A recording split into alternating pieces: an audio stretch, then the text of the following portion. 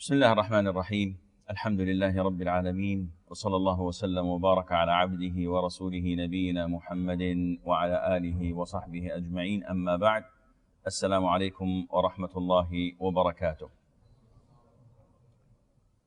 By nature, man is a social being in the sense that he cannot live alone. He needs to live within a community, within a society. And that is why he needs people as people need him. He needs to have friends. He needs to have associates that would help him when he is in need.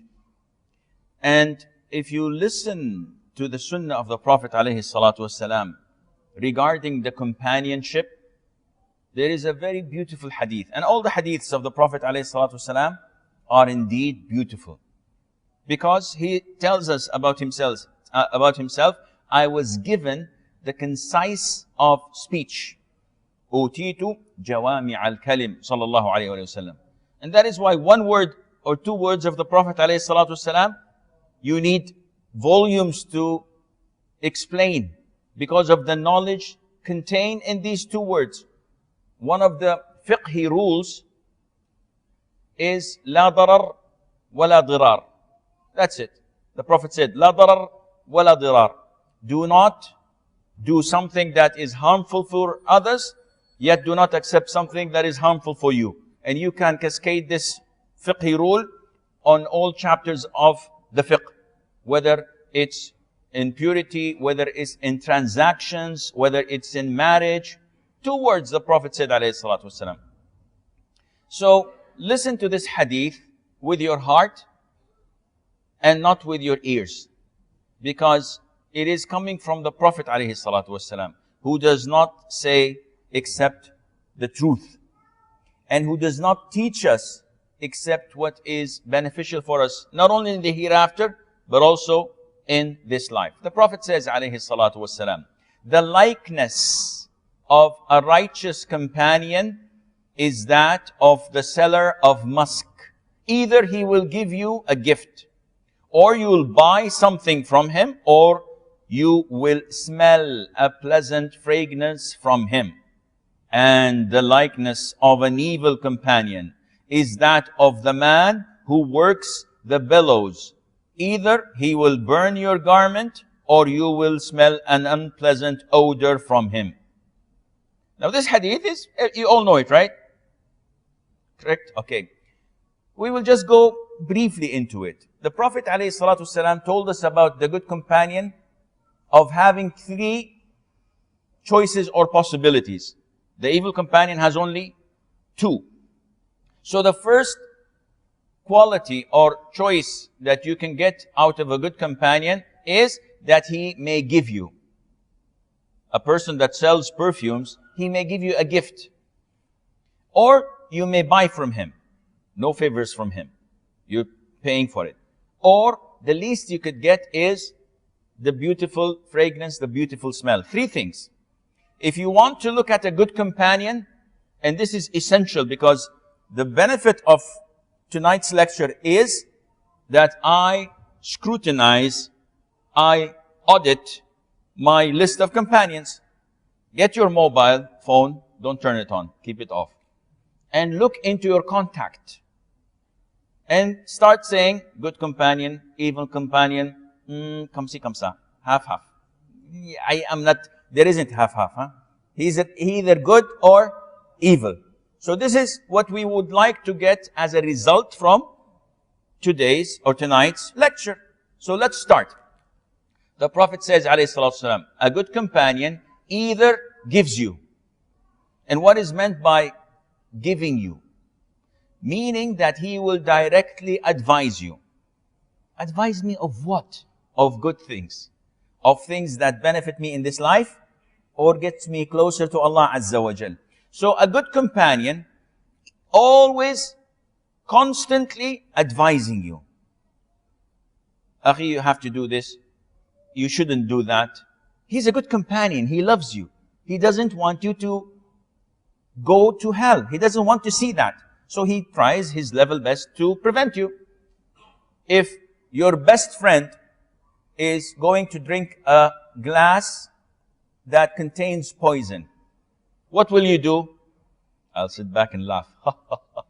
I'm going to see him in pain? No. You're going to say, Akhi, this is poison. I've seen poison in it. He says, it's none of your business. I want to drink it. Well, khalas, it's not my business. The hell with him. Would you do this? You will prevent him. You will stop him. If he fights you and he tells you, no, I will drink it, what will you do? You'll fight him back. And even if I have to beat him up so that I prevent him from doing that is wrong, that would be killing him. Likewise, a good companion would stop you from sinning. Although you don't like this, you don't like people coming and advising you, Akhi, this is haram. Even if it's your best friend, you find it difficult, you may accept it. You know, the funny thing is, if your best friend, who's your best friend? Muhammad, Abdullah, Ali. Who's my best friend? My wife. That is why Allah Azza wa Jal described the wife in the Quran, وَصَاحِبَتِهِ وَبَنِيهِ يَوْمَ يَفِرُّ الْمَرْءُ مِنْ أَخِيهِ وَأُمِّهِ وَأَبِيهِ وَصَاحِبَتِهِ. What's the meaning of صاحبة? A girlfriend. Allah Azza wa Jal wants us to take girlfriends. No, you have to know Arabic, Don't jump the gun. صاحبته means his wife, because the closest friend to you is your wife. Subhanallah, the worst advice that comes to me is from my wife. If I do something and my wife tells me, you shouldn't have done this, Allahu Akbar, I start to grow horns and I become devilish. Why? Because this is human nature. Men usually don't like to take advice from someone they think might be below them. So, this is a good companion. He would give you free of charge. Or you may buy from him, meaning he may not be as good to advise you directly, but he is so good that you learn from him by just looking at him, by just listening to him, without him coming to you directly. Like Al-Imam Ahmad ibn Hanbal, may Allah have mercy on his soul. His companions used to say that whenever he had a dars in the masjid, thousands of people used to attend. 500 of them used to only scribe and write the hadith. So whatever he says from knowledge, they're writing it down. They are students of knowledge. The rest of the people in the 1,000 are not learning except from the way he behaves, the way he talks, the way he acts. So this is the second type. He's not advising you directly, but you are learning from him through his character. How many friends do we have like this? A lot.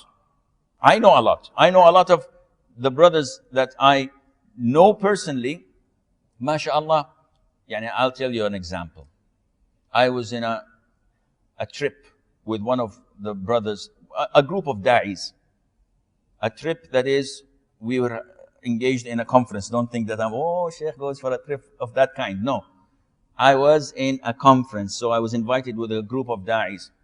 And one of us, MashaAllah, he was so keen on the first row and on attaining the first takbir that he made me ashamed. We all pray in the masjid, alhamdulillah. We never miss salah. But this brother was so particular. He says, I would never ever let one prayer time comes except I'm in the first row behind the imam. This is something I cannot compromise. And I started thinking of myself, subhanallah, I preach people and I tell people, but I'm not as keen as he is. Yahi, I am telling people you have to try your best to come in the first row and attain the first takbir. And I'm not doing it. Wallahi, shame on me. Since that day, I am trying my level best to be behind the imam in the first row and not miss one takbir. Why? Because Allah Azza wa Jal guided me through this, whom I bought the musk from. He didn't give me. I bought it from. He never told me, Sheikh Asim, why are you in the second row, in the 10th row? Why do you come late for the first rak'ah? No. But I learned from him. So this is the second choice of a companion. Or the least you can get of a good companion is a good fragrance, a good smell. Now, how could my companion give me a good smell and a good fragrance? I'm not learning from him, and he's not teaching me. But when someone asks about me, well, you know, Brother Asim, he proposed to my sister, to my daughter. What do you know about him? Wallahi, I know that he's a friend of Sheikh so-and-so. Oh, he's a friend of the Sheikh. Khalas, he's good. This is a good fragrance. Why? Because if I want to evaluate you, I will look into your contact list. Let's see. Who is your contact list? Brother Abdullah, give me your mobile. Contact list. Lina, Jeanette, Susan. Astaghfirullah. Sheikh Abdullah, where is this? So, it's for work. It's all work. Yeah, it's business, huh? MashaAllah. Khalas. I wash my hands with Dettol 7 times and once with soil. This brother is not good anymore. So, by the people you go with, I can judge you. Because, and some people say, Akhi, you don't have the right to judge me. I have bad friends, but I am good inside. And I will fix them one day. This is, with all due respect, nonsense. If you have a box of rotten apples, and you bring the healthiest and the freshest apple in the world, and you put it inside, what will happen? The whole box, mashallah, definitely the good apple would rot. This is human nature. So, this is what a good companion does to you. And look at good companions. Now, a lot of you here were brought by a good companion. A brother told you, Ya akhi, there is this old sheikh from Saudi, he's Wahhabi, he's extremist, he's fundamentalist, but he cracks a joke every now and then.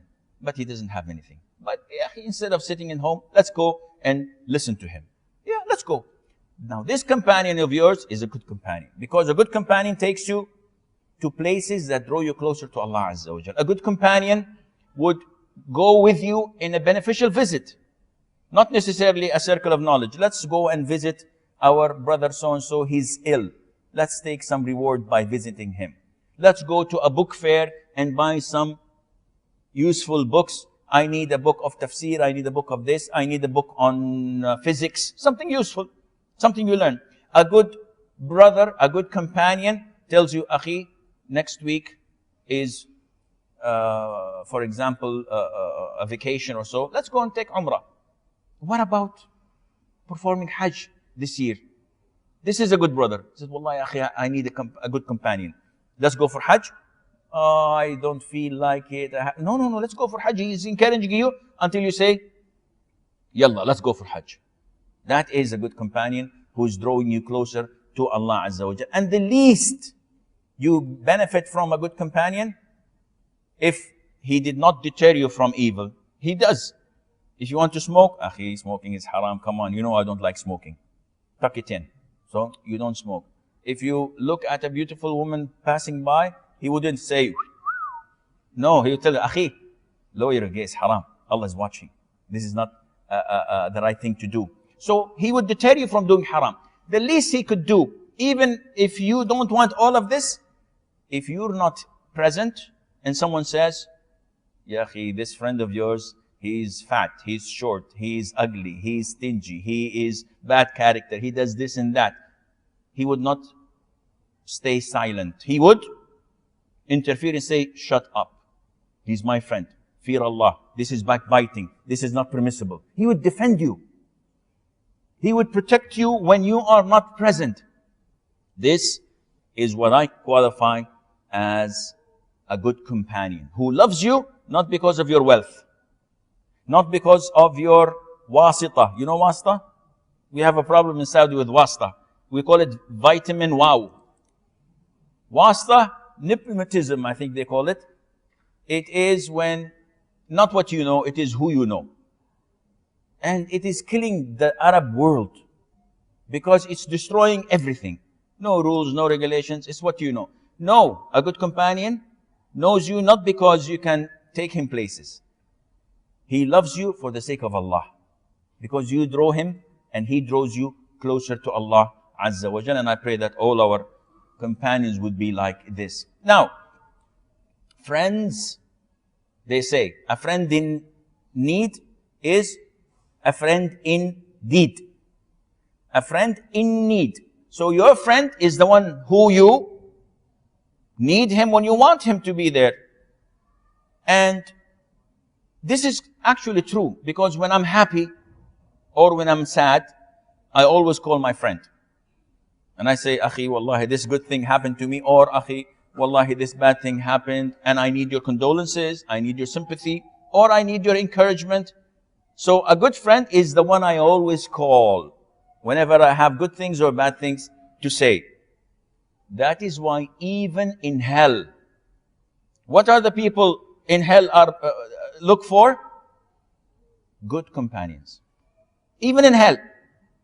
Allah Azza wa Jal tells us in Surah Al-Shu'ara, now we have no intercessors nor a close friend to help us. This is what the people of hell are complaining. We don't have any intercessors and we don't have any close friend. Meaning that even in hell, we would like anyone to help us. And those who are close friends can help us, but we don't have them in hell. On the Day of Judgment, the Prophet tells us, ﷺ, that all humans would be standing in an open plaza. And the sun draws closer to them until it is as close as of a mile. Whether a mile is 1.6 kilometers or the mile which women use to put their mascara on their eyelashes. It's called a mil as well. And people sweat. They're standing in that horrific place and time. Yawmun azim. A horrible day. And people sweat and they are naked. No clothes. And they are barefooted. No shoes. And they are uncircumcised. Mother Aisha says to the Prophet, Prophet of Allah, women and men, they're all naked. And the Prophet tells her, Ya Aisha, the people are so terrified, they don't have time to look left and right. It's like when a bombshell, when a beautiful woman passes by and there is this 18-wheeler coming to run you over. Nobody would say, MashaAllah. You cannot see anything except this that is inevitably going to hit you. And likewise on the day of resurrection, on the day of judgment. On that day, Allah Azza wa Jal tells us, friends on that day will be foes. They will become enemies. Those friends you have in your contact list will become your enemies on the day of judgment, one to another, except the pious, except al-muttaqoon, those whose bond was for the sake of Allah. I have friends, good friends. If Allah admits me to enter Jannah, they will not be my enemies, they will be my closest friends, because we thrived on good things and we strived to attain Allah's pleasure. So definitely we will not be enemies, but those others will be enemies. Who are they? They are the people or the one who use the bellows. You know the bellows? It is what people, blacksmith or someone who works with fire, he needs someone to blow this so that the coal is live and it's hot and the fire is alive. Now, if you go to such a place, how do you think your clothes going to be? It's going to smell bad. That is, if you don't get any sparks from the furnace or from that place and burns your clothes. So the Prophet is telling us, alayhi salatu wasalam, two things. Either he will burn your clothes or you will find a bad odor. There is no third. So there is no benefit from an evil companion. No benefit at all. He will burn your clothes. Meaning you're going to be sinful on the day of judgment because of him. And if not, if you say, well, I have bad companions, I have evil companions, friends, but I don't take anything negative from them. Akhi, the worst or the least worst thing that could happen is your reputation will be tarnished. Imagine a woman, a decent woman, a student of knowledge, wearing full niqab, wearing gloves, and she goes out with a prostitute. How would the prostitute look? Definitely unlike her. And she says, I'm just, we're friends, we're relatives. And they go out shopping and they come from shopping and she doesn't do anything to her. How would people think of that decent woman in her hijab and niqab? What will they say? They will say, what is the English saying? Birds of feather flock together. Isn't it? So they have to be like this. It's a must. I cannot, imagine Sheikh Asim has a best friend of his and he's a pop star. Yeah, he's my friend. But alhamdulillah, I go to the masjid, he goes to the theater. It's okay. So my best friend is Justin Bieber. Well, can it be? Is it possible? It cannot be. So good people have to stick with good people, bad people have to stick with bad people. And look at the impact of an evil companion. I ask you, who was it that made a drug addict by himself? Wasn't there someone who gave him and try it? Look at anyone who smokes. Who was the first one who gave him a cigarette and said, give it a try, it's good, be a man. Come on. And so, Wallah, I have to be a man. And look at him now. Who was the first one to encourage a sister to take the veil off? Come on, you're beautiful. Sister, you are charming, you're gorgeous, you're beautiful. And you have to give zakat of this beauty. So show your beauty. This is zakat. Well, by the way, this is in Arabia, this is what they say. They say to the beautiful women, the evil women, say to the beautiful women, you have to give zakat. You have to show and share this blessing of Allah Azza wa Jal. Who was it? The first is your evil companion. And now you go back in history. The evil things that you have done in your past. And Allah Azza wa Jal knows about it. And may Allah forgive all of our sins, previous and coming.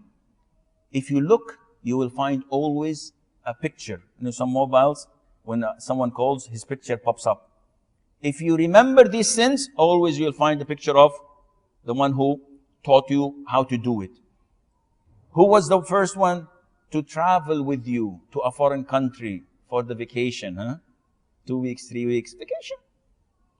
You just have to recreation. Who was the first one to take you to a nightclub, to a bar? Who was the first one to give you a cigarette or to try drugs? Who was the first one who gave you a DVD? My age, you have U-matic. This is the oldest video cassette, this big. Now, then VHS, then Betamax, then the small ones, and now it's DVDs. Now it's USBs. It's a small card. Put 3-4 movies on, and nobody knows. The kid comes from home. Assalamu alaikum abi, assalamu alaikum mama. They go and work in the computer. MashaAllah, my son is so good at school. Look, he's spending his time on the computer for 8 hours a day. Not knowing what's happening there. So, who was it, the first to do this? It's your evil companion. It is the shaitan. Our souls, by nature, are weak. Are we strong or weak? Wallahi, we are weak. We are so vulnerable. No, Sheikh, I'm strong. I bench press 100 kilograms. Yes, physically you're strong. Even the strongest man, one small virus, it gives him a sore throat and a running nose and fever, and he's on the bed. Small virus, this big.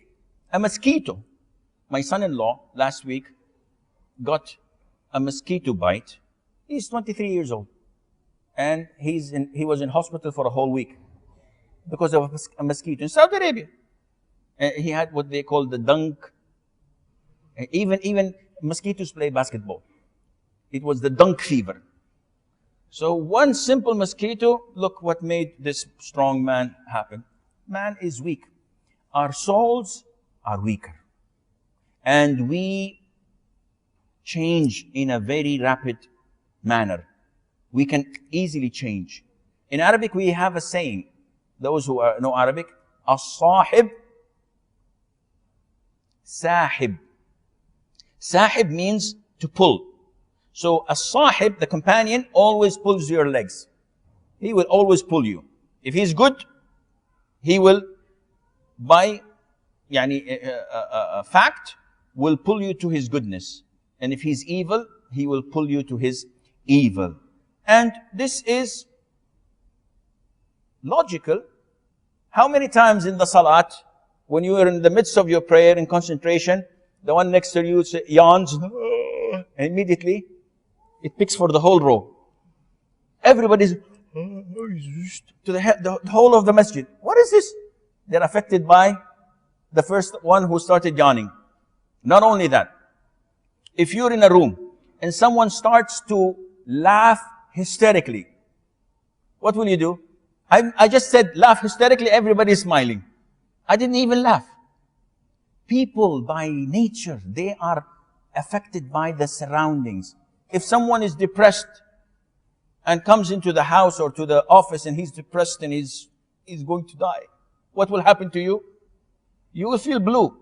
You will feel sad. You will feel depressed yourself. If you bring a good and beautiful and fresh rose and plant it next to bad weed, what will happen to it? It will die. If you have a fresh source of water, fresh water, a pond, for example, and there's a corpse that died, an animal, a donkey or whatever, and it's rotten next to it, what will happen to the water? It's not in it.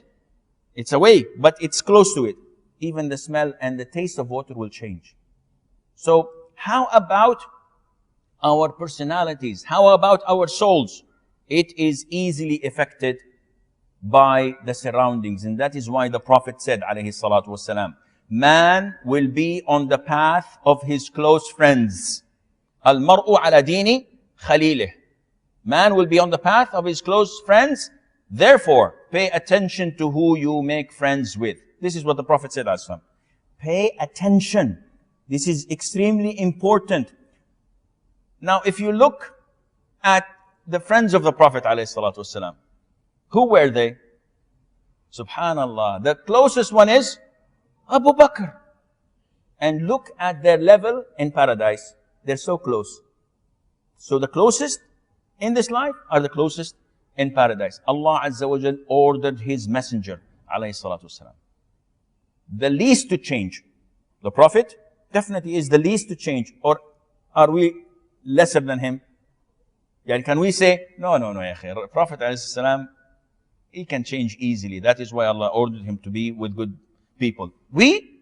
Us? No, ya akhi. We are, mashallah, like mountains. We do not change.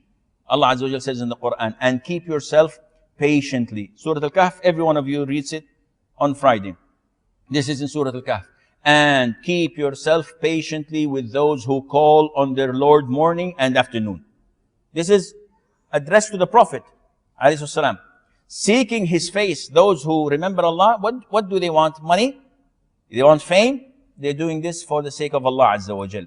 And let not your eyes overlook them, desiring the pomp and glitter of the life of this world, and obey not him whose heart we have made heedless of our remembrance, one who follows his own lusts and desires, one whose affair deeds has or have been lost.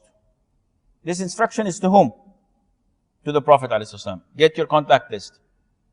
And you will find all of these don'ts applied to your friends. When was this revealed? Some of the scholars say that this was revealed as Sa'd ibn Abi Waqqas, may Allah be pleased with him, one of the 10 heavenly bound, was among 6 or 7 of his companions, of the poor companions. Sa'd wasn't poor, but he was not as rich. And he had with him Abdullah ibn Mas'ud, a shepherd. He had Khabbab ibn Arat, Suhaib al-Rumi, all the slaves, and they were the companions of the Prophet ﷺ. But there were dignitaries from tribes coming to listen to the Prophet ﷺ, of the pagans. So they said, take these out. Take these people out so that we can talk to you freely. Don't let these people who are not in our social status, who do not wear designers' clothes, who do not ride fancy cars, take them away. We will talk to you. And the Prophet felt that, let me measure the pros and cons. These are my companions, and I know that they love me and love Islam, and nothing will happen to them. But these pagans, if I manage to guide them to Islam, their tribes will follow. So, yes, it might be like this. Allah told him, do not. Even if you think that the pros are far greater, stick with those who remember Allah Azza wa Jalla in the morning and the evening for His sake. And don't overlook them. And this is a lot of the time, this is what happens in schools. Who do you pick when you were in high school or in intermediate school, whatever? Who do you pick as a friend? The most handsome, the strongest, the funniest. When you're in university, who's the friend that you want to hang out with? The mutawwi'? No. You hang out with the one who has the fanciest car, the sports car, the one who knows more girls, or the one whose jokes are from the belt down. You cannot say jokes from the belt up. This is not decent. Nobody will listen to him. So, who do you want to be associated with? See, this is the way of making yourself, forcing yourself to be with the good people. Now look at Abu Bakr. May Allah be pleased with him. You know this is a good companion or an evil companion? Because of his goodness, 6 of the 10 heaven-bound embrace Islam on his hands. Imagine everything they have done in their lives is in his scales on the Day of Judgment. And that is why some scholars say, whenever you want to teach your 6 or 5 years old child the Quran, or to teach him how to pray, make sure that you are the one who teaches him how to recite the Fatiha. Why? Because from the minute he remembers the Fatiha and recites it until he dies, every time it goes to your good deeds.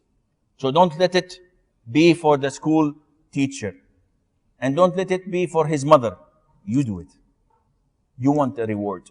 So you teach people. Abu Bakr, look at his companions.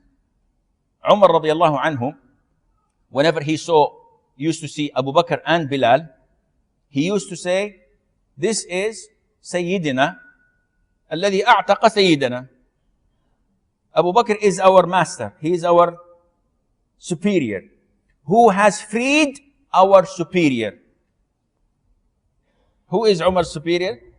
Bilal ibn Abi Rabah, the Abyssinian slave. Look at when this original Arab, when this tribesman talks about an Abyssinian slave to be a Sayyid. And who did Abu Bakr free among the slaves? You count and you will not end.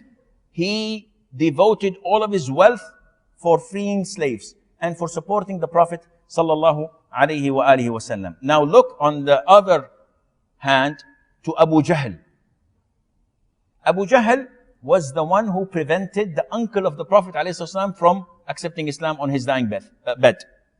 The Prophet came to him. He said, "Oh my uncle, say La ilaha illallah. I will intercede on the Day of Judgment with it." And Abu Jahl is next to him on the other side of the bed. And he says, "Abu Talib, you want to neglect the religion of your father, Abdul Muttalib, and his grandfather?" And Abu Talib was so confused at the end. Allah Azza wa Jal willed it, and he chose to die as a mushrik because of Abu Jahl. Ya akhi, on your dying bed, how many people would come to you and give you the good nasiha, La ilaha illallah, and how many evil companions would say, "Wallah, yesterday I saw a movie. You're gonna die if you don't see it." Yeah, he's dying now. He is dying now. He said, "No, but this movie would literally kill you. You have to see it." Subhanallah, I am shocked by how people's life ends.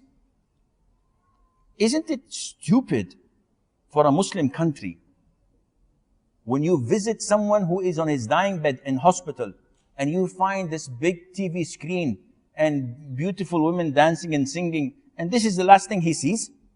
Yeah, instead of putting Quran, instead of putting Jannah, instead of putting La ilaha illallah, look what they bring to the people who are in desperate need for cure. Yeah, when I'm sick, what do? I ask Allah, oh Allah, this is the last time. Just save my neck. And instead of doing this, I have these movies in front of me. The Prophet tells us, alayhi salatu wasalam, and this is the value of good companionship, that Allah sends the angels, and the angels roam the earth, and they come like this gathering of ours, and they go back to Allah, and they tell Allah Azza wa Jal that we have seen your servants in this particular place, and they're making dhikr, like we are doing now. So Allah Azza wa Jal tells them, I make you my witness. I have forgiven them. All of us. So one angel says, oh Allah, there is this individual who did not come for the lecture. He came because he wanted to meet a friend, or he needed a loan, or he wanted a job, or he needed a recommendation. He didn't come for the lecture. He didn't come for the dhikr. What does Allah Azza wa Jal, the most merciful, the most forgiving? Wallahi, if you know Allah, you love Him. Wallahi, if you see what Allah does to you, you have no other choice but loving Him, worshipping Him, do whatever pleases Him, because you know that He is the one who will take you to paradise. This is a transition in life. We're dead. Our countdown has begun. What does Allah Azza wa Jal say? Allah subhanahu wa ta'ala says, they were all in the gathering, and none of them will be excluded from my forgiveness.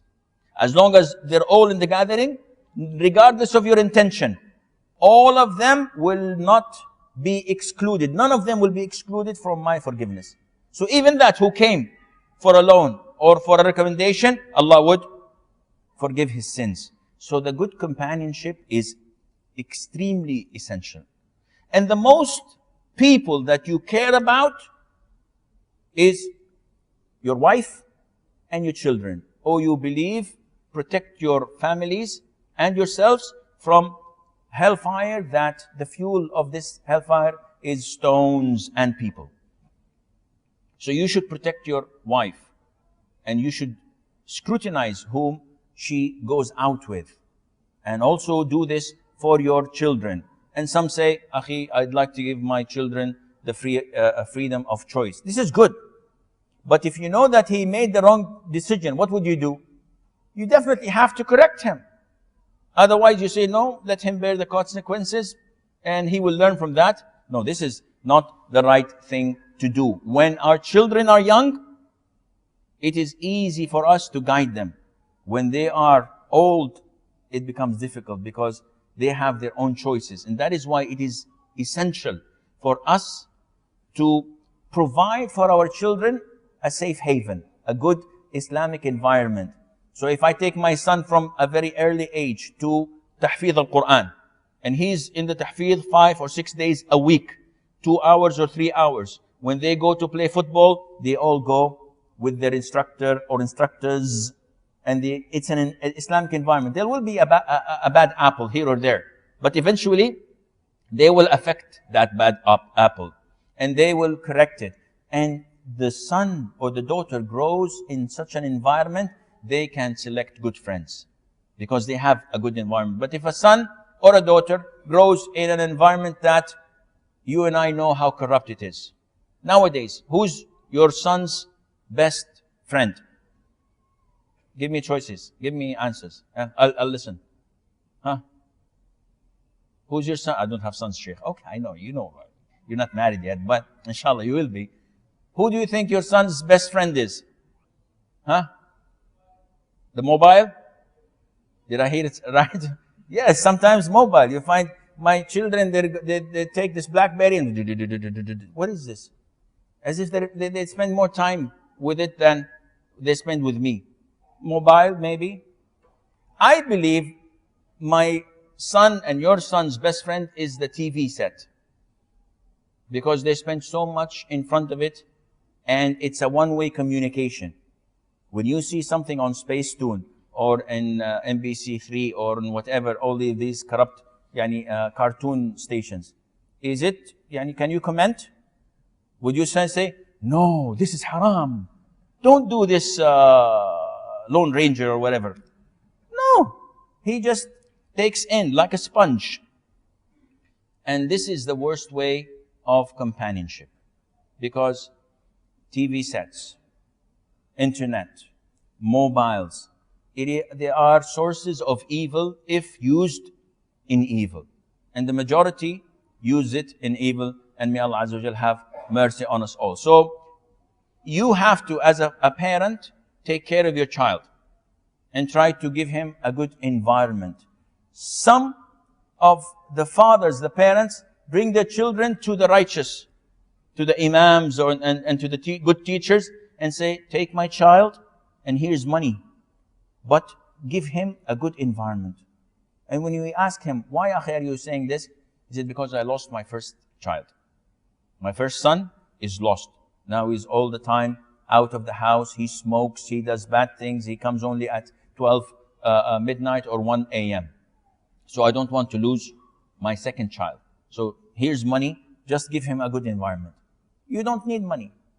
There are places where you can safely take your children and give them the good companionship. So, in a nutshell, scrutinize your contact list and see who is a good companion and who is an evil one, and cross the evil ones.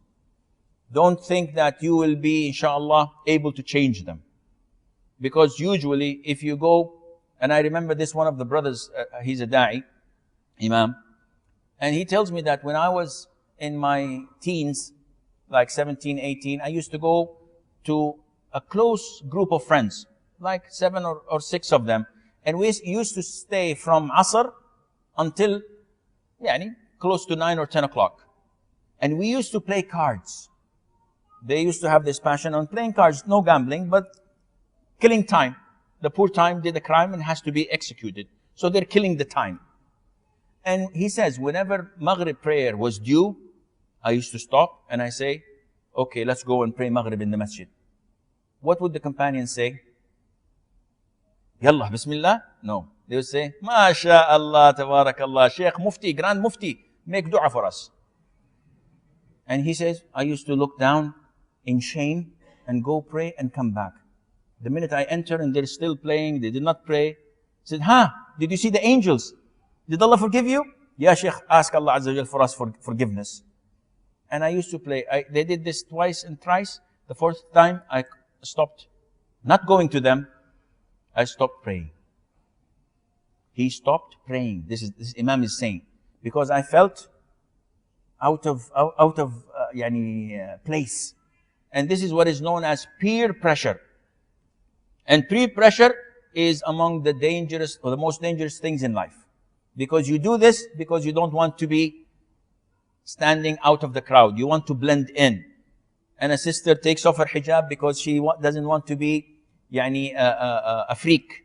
She wants to be like everyone else. And the brother may compromise his religion, his Islam, may not pray, so that they say, oh, mashallah, he's sophisticated, he's cool, he's okay. But if he prays, what is this? He's a retard, he's backdated, he's from the Stone Ages. So you have to be careful on selecting your friends, because this affects your heart. Anas ibn Malik, may Allah be pleased with him. Who's the mother of Anas? Sulaim. Very good. Jazakallah khair. And you know Sulaim. A wise woman. A real wise woman. Her son is less than 10 years of age. When the Prophet came to Medina, alayhi salatu wasalam, a stranger, she doesn't know him, but she believes in Islam. So he is the messenger of Allah. She brings her son and she says, O Prophet of Allah, Anas, a young learned boy, take him. He will serve you without pay, and he will do whatever you want him to do. And who among us now can do this? Who among us can send his flesh and blood to such a noble cause? It's difficult. But what was the result? Look what happened to Anas. Subhanallah, 10 years accompanying the Prophet ﷺ. What knowledge he gained. What, if it weren't for the supplication, that would have been enough. Few years later, she said, "O Prophet of Allah, Anas, he is your servant. Pray for him." Well, the Prophet raised his hands and said, "O Allah, prolong his life and increase his wealth and make his offspring a lot and forgive his sins." Anas says, "Look at me now. I'm 100 years of age." He almost reached 100. And every farm in Medina produces once a year. My farms produce twice a year. And I have buried of my own offspring, children and grandchildren, over 100. Of his own children, he buried them and he overlived them. And I am hoping that Allah Azza wa Jal would answer the fourth one, which is, may Allah forgive him. Isn't this the wisest woman on earth who sends her child to such noble place? So this is the value of companionship. Anas ibn Malik, and I'll conclude with this inshallah, may Allah be pleased with him, said that we were with the Prophet ﷺ, and a man came and said, "O Prophet of Allah, when is the hour? When is the day of judgment?" Who doesn't want to know when is the day of judgment here? Raise your hands. Do you know? Okay, one. Okay, Jazakallah khair. Do you all want to know when the day of judgment is? Why do we care so much about it? People spend so much time. Akhi, when is the day of judgment? Akhi, this happened. Is it a sign of the approaching of day of judgment? Yeah, akhi, what do you care? Your day of judgment is when you die. This is your day of judgment. So don't care about this life. Don't care. Yeah, no, I'd like to know when is the Dajjal coming. Why, you gonna go and pick him up from the airport? Why do you want to know when the Dajjal? No, the Dajjal. Ya akhi, recite the beginning of Surah Al-Kahf and the end of Surah Al-Kahf, and alhamdulillah, you will not be trialed by his calamity or tribulation or his fitna, by trial. So the Prophet said to that man, "What did you do for it? I can answer you. But better, I would give you another thing to think about." So if you're asking about the hour and you want to know the time, if I tell you next year, 10 years, 100 years, this would not benefit you. What would benefit you is this. What did you prepare for it? If someone comes and tells you, tomorrow is the day of judgment, what will you do? I have to watch the last series of Friends. It's the last episode in season. No, you'll start praying, you'll start giving the loans, you'll start the things that you have wronged people with, you'll ask for forgiveness because you know it's over. But no, it's not tomorrow. Oh, okay, Jazakallah khair. It's not tomorrow, I'll wait. Subhanallah. So the Prophet said, "What did you do in preparation?" And the man said, "Nothing." The man is truthful. He's talking to the Prophet. He said, "Nothing." What did we prepare for the day of judgment, akhi? Nothing. No, Sheikh, I prayed Sunnat al-Maghrib. MashaAllah, Jazakallah khair. And how many Fajr did you skip? Oh, don't count. So the man said, "Nothing. I did not prepare anything. Except, I love Allah and I love the Prophet sallallahu alaihi wasallam. That is it." And the Prophet said, "You will be with those who you love on the day of judgment." Anas says, by Allah, all of the companions were not happier by anything more than what they have heard. And Anas says, and by Allah, I love Allah Azza wa Jal, and I love the Prophet ﷺ, and I love Abu Bakr, and I love Umar, and I pray to Allah that He makes me with them, and I also pray that Allah makes us, all of us, me and you, with them on the day of judgment. Wallahu a'lam. Wa sallallahu wa sallam wa baraka ala abdihi wa rasulihi nabiyyina Muhammad.